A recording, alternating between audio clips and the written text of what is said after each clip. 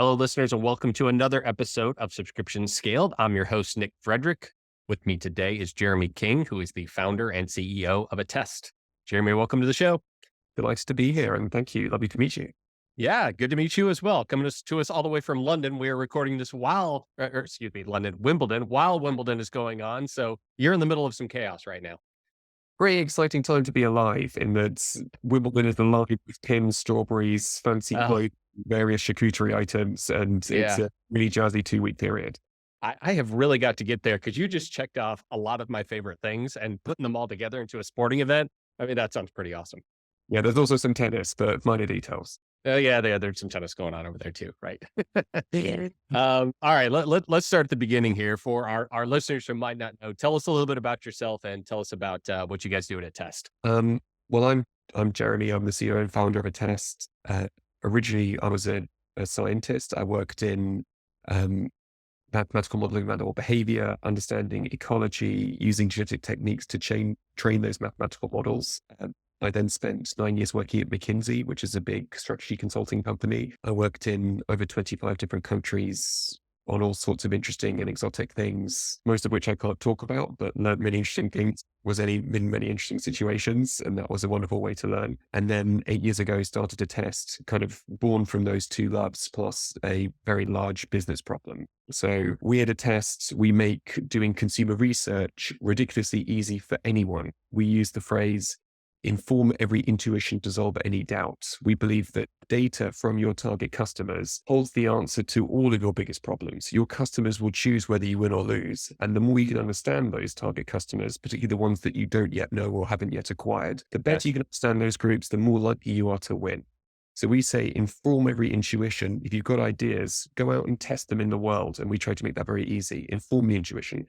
Dissolve any doubts means trying to make bold moves. When you think that you might do something controversial or risky, or that might blow up in your face, test that as well. So we try to make doing market research ridiculously easy for anyone to do with no training, starting in 90 seconds. And that turns out to be a very large market, which we're expanding. And that comes with all sorts of wonderful SaaS and subscription metrics. And that's kind of fun for us to run and operate too. Yeah, gotcha. Okay. So you're talking about some very, very valuable insights, right? If you can actually tell somebody who's running a business, this is what your target customer actually thinks, actually wants, that is hugely valuable information. It sounds like keys to the kingdom. So it naturally sounds a little bit too good to be true. So how do you guys really make this happen? So in a nutshell, we've taken the traditional journey of going out and doing a market research project, and it happens, and it takes a long time to start, a long time to happen, comes back with a lot of gaps or holes and questions, and it's quite static. You have to guess what you need 3 months from now and then run that process, and you hope that that's still useful at the end. It's quite expensive because you can only do it a few times a year, even if you're a really big company. It's very manual, so it requires a lot of work. Even if you outsource the whole thing to a market research agency, it's quite difficult to even be the client. And what this means, we believe, is that most demand for market research never goes anywhere. And what's left behind is guesswork, which we know is, on the whole, completely wrong. Over 90% of product launches fail because at the heart of it, something went wrong. That's significantly worse than coin toss.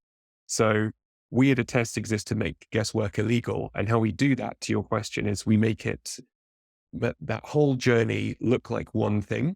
We tell our customers and users, yeah, you can do this. Use it whenever you think customer data is useful. And maybe that's far more often than you thought originally.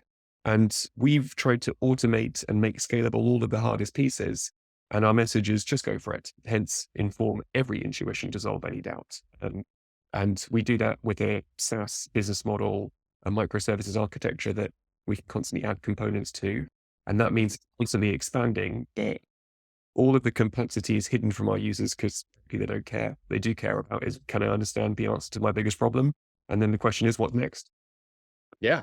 So are you guys primarily serving direct to consumer organizations, or is there any B2B involved here? So most of our customers are B2C organizations. Okay. Some of those are D2C subscription businesses. Some of them are big brands. Some of them are investors in those businesses. Some of them are manufacturing companies. Anyone that sells to either directly or indirectly consumers all around the Okay. world. We operate in 58 different countries and over 70 languages. And that's the bit that we make easy. So if you and I wanted to test an advert for or a proposition for a new product in 8 Latin American countries, we could do that right now, starting in 90 seconds. We probably know the answers tomorrow. And we'd be like, oh, we should launch in Peru and Bolivia. But in Brazil, we need to start again. And we'd know that. And that's probably 2 years saved. Very valuable stuff. And again, the question is, what's next? Feels like magic, but that's our problem to make scale. So do you guys already have the data or what's the process like? So I go in and I have this hypothesis. I can ask the questions. Do you then go out and do the research and get the data or is it already there? The data is not already there. So everything that's created in a test is net new and it's Okay. completely unique to each one of our customers. So our customers choose what to show or ask people. They choose then which people they want to show or ask it to. And Okay. sometimes one country, sometimes a small number of people, sometimes 50 countries in 40 languages and large numbers of people. You then receive the data, usually in a day or two, and then you can Okay. analyze that and play with it and find things within it. We make that bit easy too. And then you turn that into action. And then we hope that you repeat that many times, a bit like how when I was a scientist, if you don't know how something works, you go out and run a whole bunch of directionally correct experiments and turn out that you need to look left and not right. And then you start to perfect where you're looking and figure out color schemes at price points, things like that. And that's how we think research should work. It doesn't need to be a big waterfall, blocky, high commitment, high labor intensity thing.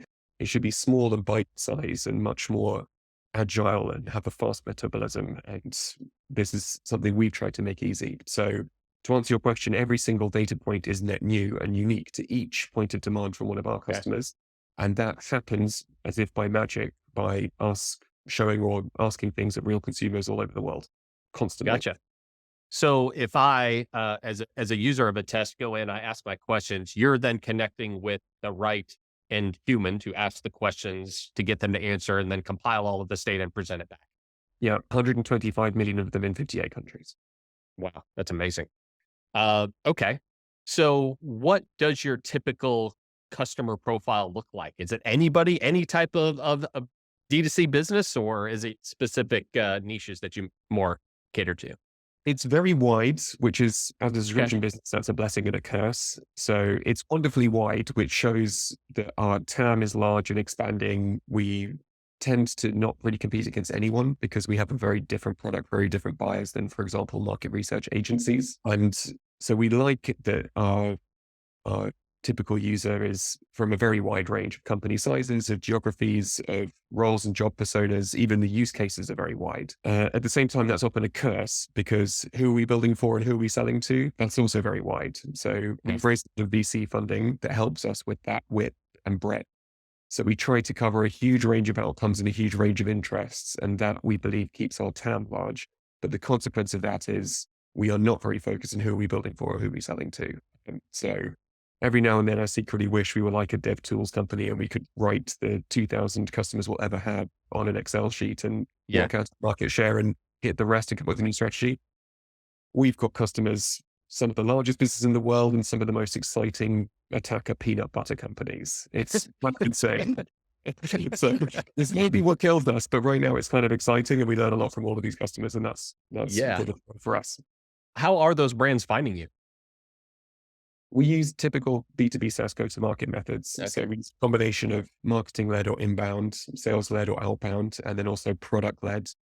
Yeah. We philosophically, we believe that our buyers want to follow their own journey. Some buyers want to learn on their own terms. They don't want to talk to sales. Some buyers want to try the product and then have questions about pricing.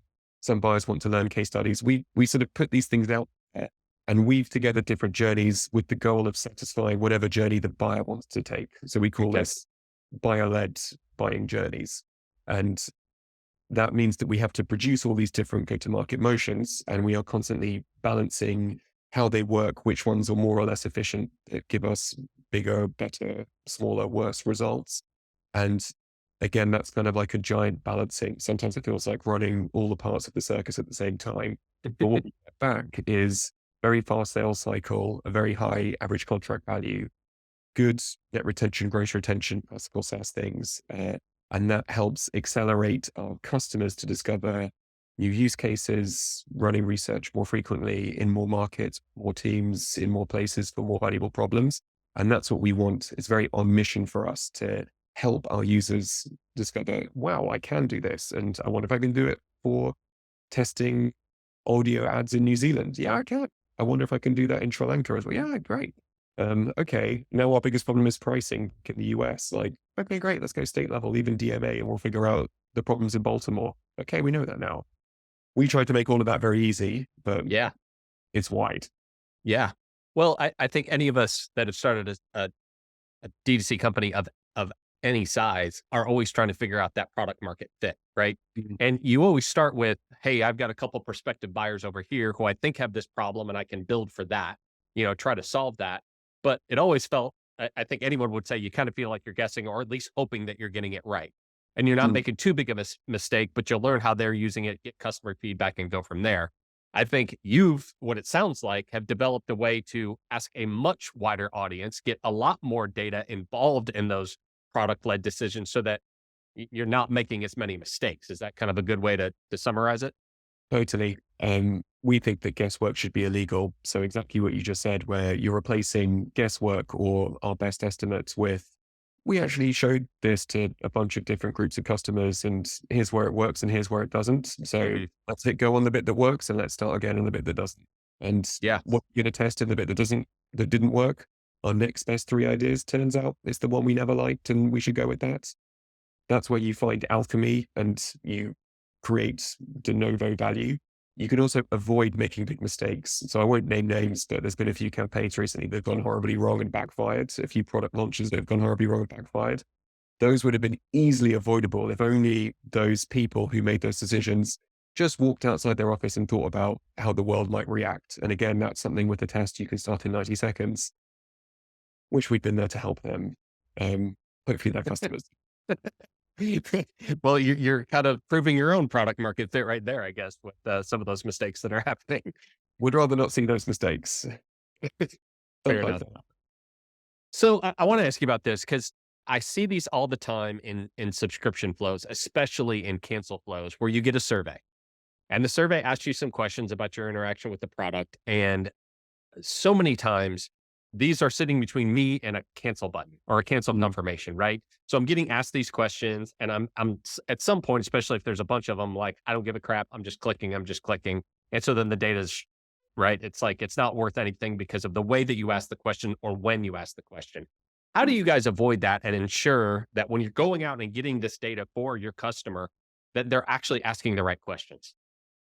so we don't do the thing where you are asking your existing customers as part of a existing buyer or cancellation journey some questions. And you're right, that does often lead to low quality data. When you put the questions or a barrier between what the user or customer is trying to do, and you put something in the way, you're going to get at best a medium to low quality engagement. Right?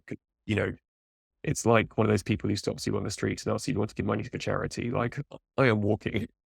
And maybe will stop sometimes, but it's 100% of people do not stop and give high quality donations and feedback. Right. Yep. So we don't do that at a test because of that philosophical problem of why on earth should I give you good feedback? You're actually stopping me from doing the thing I want to do, which is cancel. So what we do instead is we try and figure out the drivers of things like cancellations, the behaviors, the causal factors. What are people moving away from? What are they moving to? And we do that in moments that aren't part of cancellation journeys. It's very hard to do. These aren't people where you have their contact details. You don't know that they're canceling, but we can very easily and at large scale talk to consumers about why you cancel, what are the drivers, what are you trying to achieve, all of those types of things. And when you can then segment that data by demographics or behavior or attitudes, you start to uncover some real alchemy about your subscription business or even subscriptions as a whole, about how and why cancellations start in the first place. And you can start to uncover new ideas about what you can do about it. I think the problem that we're all facing as subscription businesses right now is that subscription businesses are very mature. There's many different subscription models, and there's kind of a playbook out there for how you do Mhm. things like churn avoidance, cancellation avoidance. There's some positive tactics, there's some evil tricks, but it feels like the world is running a playbook that actually doesn't fit with the environment we're in right now. And Hmm. all the standard methods in our current economic and social context work less. And we see that in the numbers. So what we need is new ways to understand those consumers and what the drivers are, and a new playbook to defeat those drivers. And I believe that by understanding the consumers better, you understand the drivers better, and you can write better plays that address those drivers to hit those consumers and get them to think differently about the action that you don't want them to take. Yeah. Do you have any examples you can share of clients of yours or just others that you've seen do this effectively? All right, do you want me to start with people who've done it ineffectively or people who've done it effectively? Well, we can go either way for sure. Well, let's start with effectively because it's nice. So I like to think about the kind of classic drivers of cancellation and also the standard responses. So the classic drivers are things like low engagement, unsatisfactory experience, needs in the background change, logistical issues or bugs or billing, new competitors arise, life events come in the minds of consumers, more uncertainty comes in, cost becomes a bigger factor. These are kind of the classic drivers Mhm. in the background. And the classic responses in the playbook are offer more value, offer more customization, offer better service level, offer a better experience, increase trust by helping with the trust equation, make it more intimate, share more, make it less about you and more about them, create loyalty programs on the back of that, communicate better and more actively, continuously improve the product and the service, and sort of start to build network effects between your products, between your networks, between your consumers and between each other. And even start to get into sort of the behavioral economics and psychology of trying to understand where those cancellations come from, and at the end, we have our classic intervention and retention playbook. And that has worked really nicely until recently because a lot of those drivers have shifted or changed weight. Um, then again, there's also the evil tactics. So these are the ones where you can get a bit nefarious and get naughty with your customers. So things like hidden fees, early termination fees, surprise activation fees, sign up versus ongoing costs separately. You can deteriorate service over time. Product starts off great. You make it worse gradually over time. Your margins expand. And most customers, if they're apathetic, they might not realize and they might not take any action about that. Mhm. Make it difficult to cancel. There's quite a few famous Yeah. cases in Europe of this that are now illegal, but making it very difficult to cancel by having a confusing cancellation process, hidden things like that. Um, Preying upon the apathy by making the service quality worse as well as the product and making false promises, misrepresentation in the Mhm. product, marketing, the values or the inputs, things like that. And a few personal favorite examples of that. Um, there was one company, it was a gym in the US that I can't name, but in order to stop your subscription with that gym, you needed a certified legal letter with a notarized signature in order to allow you to cancel. So you had to Mhm. go to a third party, pay a fee, and get them to cancel it. There's also been a few interesting incidents, both in cell phone coverage and also things like movie streaming, where people started to offer unlimited deals, but in the background, that was with much lower video quality and or things where they would then retrench on that deals when they discovered that an unlimited pass to go and see films in movie theaters actually was used by a very specific sub segment far more actively than anyone ever imagined. They then had to walk back on those promises. So Mhm. you can get nefarious, but you walking back on the promises, making it very difficult to cancel, being very unresponsive in your wait times. I will name Comcast on that one. We know that they're the number one most hated wait times in customer service in the US. But those are some of the times where it can go wrong. And that's the combination of those negative tactics plus things that consumers really hate. So we went out to try to run some research. This was just a few weeks ago, where we went to, I think it was 2,000 people spread across different age bands, different genders in different regions of the US. I started to ask them about some of those background drivers. And that was quite fun to do. And I think that's where real alchemy comes from when it comes to understanding the true drivers of subscription value, which really comes from understanding consumers. Yeah, absolutely. So what have you seen whether you're a client or not, what have you seen subscription businesses glean from that and ultimately do differently and do better? Yeah, so we looked at a bunch of things like triggers, what external influences cause you to think about canceling, mitigation, what can subscription businesses do about that and how that varies by gender or region or age or attitudes, things like that. Win backs, what you can you do to win back a recent churn or cancel customer, and then who is to blame? The attribution in the minds of consumers about root causes. Is it cost? Is it the government? Is it the company itself? Is it the product? Is it their partner? You get very revealing data about who is to blame and what happens to the money you save from canceling subscriptions. Do you spend it somewhere else or you just bank?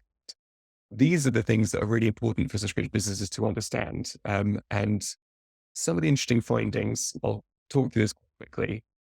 A lot of the blame, we asked, who do you believe is to blame when you cancel a subscription? A lot of the Hmm. blame is spread across things like partner, family, government, but the joint first to blame are the economy and the subscription company, the context and the business itself. It's nothing to do with the consumers and their context. They externalize this completely. So what do we learn from this subscription businesses?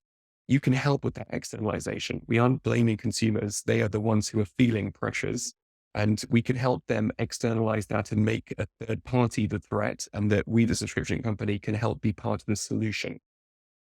We also asked, what does it take to reconsider? What's the best thing you've seen a subscription company do to make you reconsider canceling subscription, Hmm. or you resubscribe to a product you've cancelled? Things like lower pricing, discounting, promotions, things like that. We had some really great quotes in here. One of my favorites, I canceled my cable subscription and they offered me 1 year at a very good discounted rate. I went straight back. And they kept on asking me to renew when I was trying to cancel. Eventually, I listened to their logic and I said yes. And I realized I couldn't live without that cable subscription. Mm. Um, Next question, when you switch from one subscription to another, what are you most looking to achieve? Top three, better regular price, better product, better initial price. Price, price, price, price, price. The Huh. things we often think matter to us in subscription businesses, packaging, delivery times, consolidation of subscriptions, better communications, better service, more customization. Customization, which has been the buzzword of the last few quarters, that ranked dead last. Consumers don't Really? customization. They care about the fundamentals of their lives. Better product, better price equals better value. It's Yeah. so simple. That's the only thing they care about. And that dials up the very specific demographics of regions, ages, genders, etc., across the US. That gets really Yeah. interesting. That is super interesting. I think about the subscription economy as a whole, right? And how, especially over the past 5 years and COVID threw more fuel on the fire, but it's just exploded, right? And just about every niche now that you can think of has at least got a couple of competitors. Mm, Like, either boxes or streaming or learning or whatever, every one of them now at least have a couple playing in there. So there's mm. there's alternatives, right? So if you used to be the only player in the game. Price didn't matter as much because they didn't have anything to compare it to. But now that really makes it sound like, yeah, I can go kind of to the next website, pretty much get the same thing and potentially pay less. That's really factoring into their decision making now. Yeah. And for consumers, they say, I'd love to. Thanks very much for helping with that. Yeah. uh, we also sort of building on that, we also did some research about what are the annoying things subscription businesses can do. Hmm. Um, so we looked at things that we thought consumers might find annoying, like using lots of plastic or non-recyclable materials, delivering products that have a short shelf life so that, you get the thing you ordered, but you can't actually use it in the end. Impose choices, adding advertisement in the subscription or boxes when you didn't sign up for a product that had advertisements included. The ones that turn out to be the most annoying things you could do, and there's by a distance the top two. One is charging if you don't remember to return the packaging or materials or some of the resources. And then second is long delivery lead times. If you Okay. can solve those two things across the board, those are the two things that annoy consumers, which is fundamentally one of the biggest prompts to even think about canceling a product. But a lot of the things that are easy to talk about and easy to solve, not in there. Very simple things to solve, not charging people for failing to return things and you can Yeah. return the packaging next time, and just making delivery happen when the customer expects in a way that suits them. Those are the key. And those are things that we can control. But by getting to the minds of consumers, we can start to see the value that that creates. Yeah. Um, We then get into a bunch of stuff about win backs. So what has Okay. caused you to cancel, reconsider canceling or resubscribing? Um, we looked at a bunch of things about price reductions, free period of usage, the ability to pause or skip a subscriptions. Those are very favorable. Some of the Okay. surprising ones that also rank very high, special VIP privileges, advice on how to get the most out of your subscription, and then continuously adding new content, services, features. And so these are the very obvious things, but communicating that you're doing them very actively and how you're doing them and what value the consumer can get out of it. Hmm. That's here. It's the marketing to the existing customer base and prospective customer base of the fact that you are doing these things or that you will do it Yeah. for them. That Yeah. has very high perceived value. Yeah. Absolutely. And I think so many subscription businesses actually miss out on that. Right? They think they do the hard work of acquisition and then it's done, right? Now I'm only going to really deal with them if they want to cancel, where I'll, re-engage, but continuing to market to them. And actually, I think you hit on it there too. You've got some subscription customers that have been with you for a really long time that are Yeah. probably paying the same monthly fee as somebody who just came in. But from a lifetime value perspective, obviously that customer is much higher. You want them to remain on. How can you incentivize them to keep the subscription? It's easy to assume that they're going to, but, treat them like the VIP because that is actually what they are to you, right? Yeah. And I mean, here's another double click. We ran a bunch of uh, questions on what are the best things subscription companies can do to make you reconsider canceling or be at any part of the journey. And I've seen many solution businesses try to come up with some neat tricks to solve that. And some of the tricks that come up are built around trust, being reliable and credible, having really good and clear communication, and also network effects, building mutual benefits between subscription users. In fact, the three things that I just said are by a distance the lowest ranked factors in the minds of consumers. They're the most interesting to us as people that run subscription businesses, but the effect and the perceived value for consumers ranks by far the lowest for those things. So often the things that we think are cool or interesting or new in the subscription world actually don't matter to consumers at all. And that's why this is worth doing. That one was a big surprise for me personally. We all load up with subjectivity and personal bias. And I Right. was horrified. So I'm like, I'm dead wrong. I don't really know anything, but that's why we do research. Yeah. Right. Well, at the end of the day, the data always tells the story, right? Because we've all got our intuition, or maybe that what we're drawing our conclusions from is a very small sample set that might be biased in some way, right? But you're drawing conclusions off of that.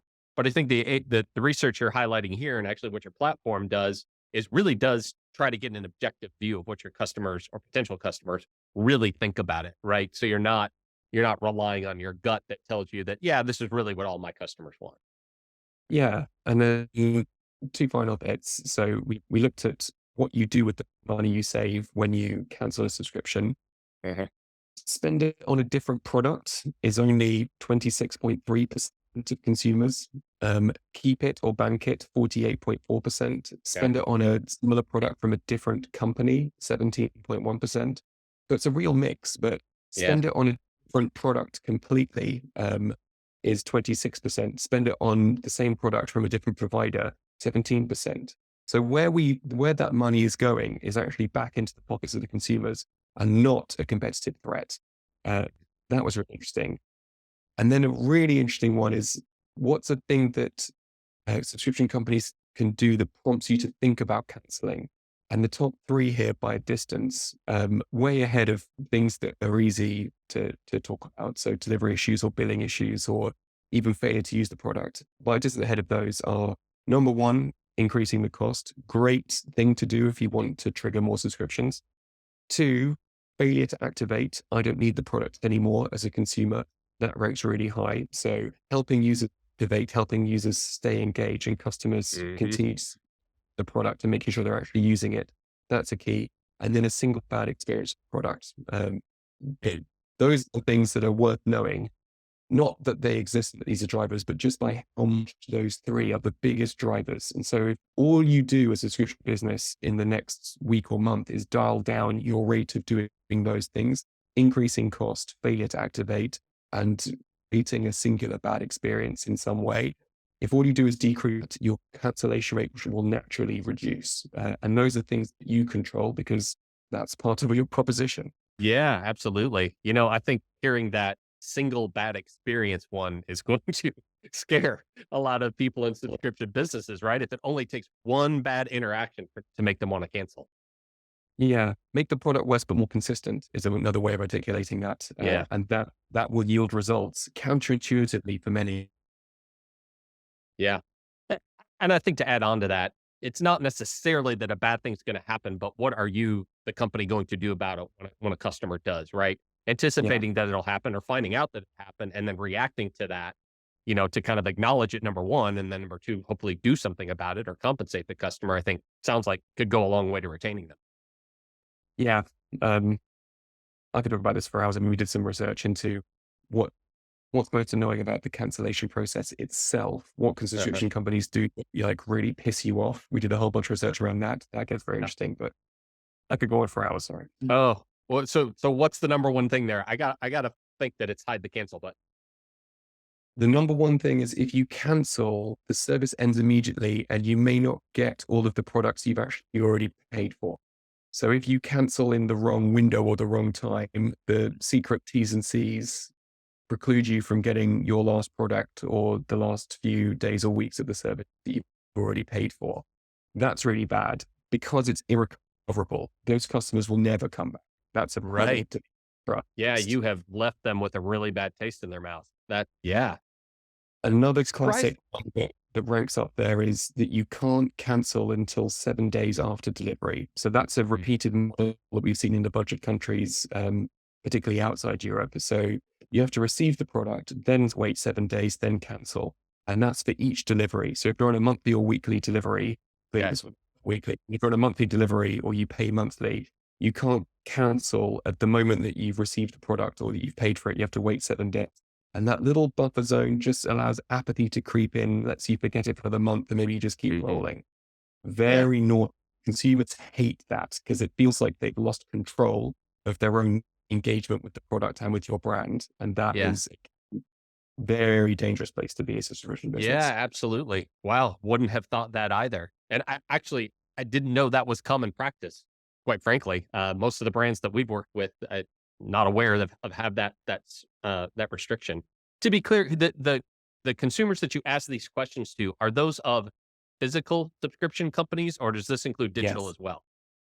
Oh, it includes some digital subscription too. So we can cut the whole data set by physical versus digital or people that use both in Okay. specific product sets. We can cut it by any age, different ranges of genders, and geographic demographic. And then a cool thing we can do in our product is we can start to cross customers against each other. So the people who said that they're not going to get the money, they are when they cancel, they actively look to switch. We can look at what the things they find most annoying and how different that is from the people who keep the money. For those annoyance factors, we can start to correlate them with the things that actually bring joy to consumers. So for a specific subsegment, you can immediately know what's bad for that subsegment and what's good for that subsegment. And that's very different for different subsegments and different product ranges. And knowing that is like in NASA, you know loads of stuff and you may know more than your competitors about their own customers. And you certainly know more Yeah. about the market than anyone else. And we think that's very valuable. Yeah, that is there's no doubt that is hugely valuable. What just curious, what does a typical engagement with you guys look like? Are people come to your website signing up for it on their own and just kind of self-serve from there, or do they go through kind of an onboarding process? Um, so we only sell a test on an annual basis or longer. So Okay. it's quite a new thing, and we are for ourselves we're an AR only business. For our customers, we ask them to commit to really use it because it is something that we believe they've always wanted to do, and committing to actually start um, tends to be something you really need to lean into. So it's Okay. an annual license model, and then we believe you can use the product directly first time. Um, But some we also have a CS team, so we offer that Okay. to new users and new customers as part of onboarding, just because doing research is daunting. How do I write the right questions? Can I Uh-huh. really do it? If I had all the data in the world, could I really use it? Those are the things that come up. And Yep. we use the mostly product and partly support to just make it very clear, yeah, it is for you and yeah, you can, and just go for it and let's find out. Yeah. Are you seeing your customers using it kind of consistently throughout the year? Or is it like right before they're, going to put this new product into market? Like, do they do it in spurts or what are you seeing? Oh, it's a real mix. So the most Okay. classical is people track a bunch of competitors or themes or ideas or things that matter to them, a bunch across a bunch of markets or demographics or consumer segments, or sometimes all three of those. And they do that weekly or quarterly or monthly. And that's a very consistent behavior. And that tends to be very predictable. And that's a big wedge of our engagement from our customers and Okay. users. Another one, another set are more event driven. So if Okay. we have a bunch of investors, private equity, sovereign wealth funds, traders, etc., who use a test to understand what's going on in markets, what's going on in specific points of demand across different retail or different consumer sectors. And that tends to be more event driven, either events that are happening in the broader market, something happens, what do we want to know about it, what's our reaction going to be? Or it tends to be event driven for example, an investor buy deal. We've got a thesis to look into a space, we're looking for opportunity, or we're looking at three different companies trying to choose from the inside out who is the winner. And so that tends to be much more event driven. The ones that I really like, and I mean, I shouldn't have favorites, but I'll tell you my favorite ever example, are the ones where an idea comes out of the blue that's a bit wild, and then people test it, they hone it, and then it works. So Mm. one of our customers is called Bloom and Wild. It beats Interflora in that it is the number one online retailer of flowers in Europe. Okay. And it became that in the last few years. And the way that they did it was by making these big, bold moves. One big, bold move is they, in general, are based in London. They operate in a whole bunch of different European markets. And then they had this idea that people hate receiving red roses at Valentine's Day.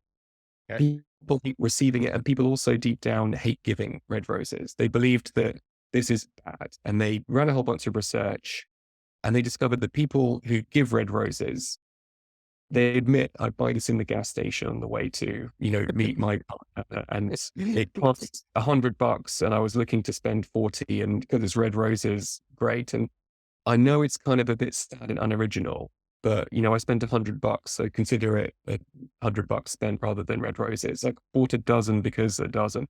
Some of them also know it's very unsustainable. Like there's this huge bloom in Mhm. red rose production around Valentine's Day. Yes, the rest of the year the demand is much lower. So they know it's a bad gift.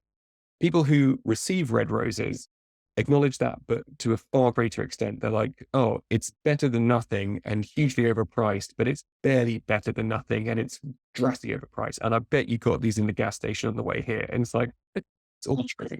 But this company, the number one online flower selling company in Europe, was so convinced that it's actually a bad idea to sell red roses that they delisted the number one selling SKU from all of their sales just in the What? UK. This was a Okay. UK specific phenomenon. Um, they delisted the number one selling SKU and they made a huge fuss over it and said, you shouldn't give this. This is wrong. And we're going to help you with that. You're going to buy Mhm. something cheaper, better, more personalized, more authentic. And we're going to help you with that because that's what we believe in. That got them a 4 times year-on-year increase in Valentine's Day period revenue, Wow. 51% share of media voice during that period. And those two things are very, very linked. But that's what we mean by inform every intuition, come up with that idea and, let's find out. And it's just in the UK, but it's way bigger than we thought. Dissolve any doubts. Should we do this absolutely crazy thing, delist the product that everyone wants to buy? Yep. The purpose brand of Valentine's Day. But yeah, we're going to do that. And we're going to do it. And look, it worked. What's next? That was really Wow. cool. I hope they recorded the conference room conversations when the first person proposed that they take the number one SKU off of the website. But it's easy to do that when you're backed up by data. When you Yeah. compare to a whole big data set and say, people hate receiving this, people hate giving it. Our brand stands for making the best of occasions using flowers. I've completely butchered that. Sorry, Boomer. Um, we are failing them if we allow them to make this mistake. Mhm. Put those three bits of logic together, we have no choice but to delist the number one selling product. And it worked. Man. Wow. So Love they that. did some surveys before they even considered. a bunch movie point. and a Okay. bunch. Yeah, you would not make that move unless you were very Yeah. convinced. Yeah. They became Wow. convinced very quickly, and then they actually went through with it. So, to your question about where does demand come from, sometimes it's something like that. Just a little inkling that like red roses are bad. Does anyone else think the same? Turns out everyone thinks that, Everybody does. and you can do them a favor. Wow. Still, even then, I mean, there's a whole lot of executives who would not be able to make that decision, even if the data were staring them in the face. So good for Um, them. but when it works, you're a hero. You're a hero. Absolutely. And clearly it worked. Wow. Well, Jeremy, this has been a fascinating conversation, and thank you so much for bringing so much data. I'm sure it's very, very valuable information for our listeners. If any of them have questions about what we talked about, they want to learn more about Attest, where the best places for them to go. Our website, askattest.com, askattest.com. You can also go to attest.com, comes to the same place. Learn more about our product, see some videos, see some case studies, learn about how people use it. You can even try it for free in there with 100 real consumers in the UK or US about whatever's on your mind. And maybe you'll discover how to do this to your number one selling product and let that growth that you missed out on in the last 12 months. That's what we hope to achieve. And that's why we love those things. So Yeah, that's our awesome. That's websites and get in touch, and we'd love to help. awesome. Well, yeah, certainly an interesting business. Congratulations on all the success so far. But thanks so much for doing the show today, Jeremy. Appreciate it. Oh, a pleasure. Lovely to chat and always fun to chat. Yes, thank you. Thanks again.